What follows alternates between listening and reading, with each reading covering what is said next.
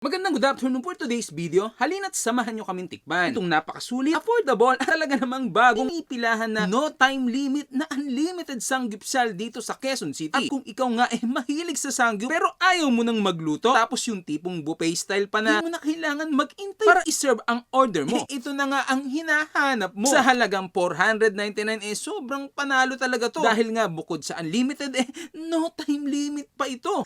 Dito nga yan sa Myeongdong Korean Gastropub, located sa 308 Tomas Morato Avenue, Quezon City. At bago ka nga pumasok dito, ito ang bubungad sa'yo. Talaga namang matatakam, gugutumin ka sa amoy pa lang nito. At pagpasok naman sa loob, napakaluwag ng kanilang area. At meron ding second floor, kaya naman perfect din ito for the big groups. At pagdating naman sa kanilang mga pagkain, dahil sa mga Korean, ang owner legit na authentic Korean food talaga ang matitikman mo. Tulad na lang ng kanilang buffet na meron silang iba't ibang klase ng rice, kagaya ng kimchi fried rice, pork samgyup fried rice, at meron din silang plain rice. Sa meat naman, marami ka ding option. Meron silang tangsoyo, sweet and sour pork jeyu, spicy pork galbi na, pork spare ribs, at beef bulgogi. At meron ding shrimp at hindi mawawala ang japchae. Sa side dishes naman, merong tteokbokki, fish cake, kimchi, lettuce, at corn cheese. Na grabe, sobrang cheesy talaga. Meron din palang nachos, tempura, calamares, at ang sobrang sulit na salmon sashimi.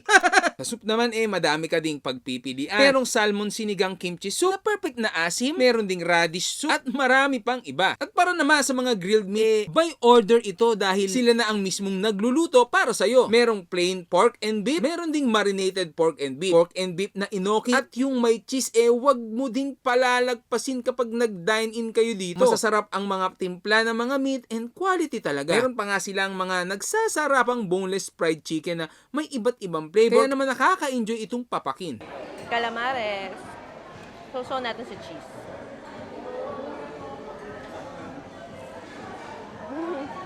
Meatballs. Beef bulgogi. Manamis na may kick ng anghang. Sarap. Pork galbi.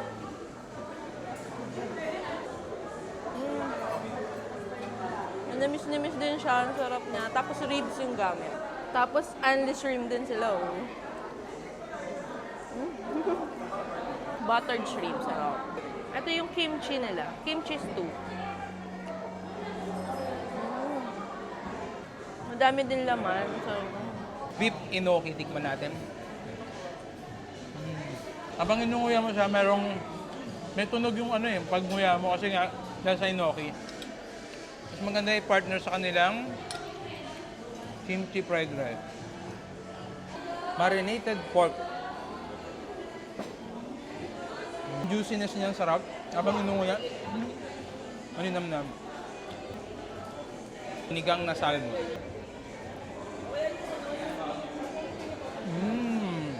Yung sinigang na salmon, may pagka-Korean touch din Medyo may anghang. Marinated beef.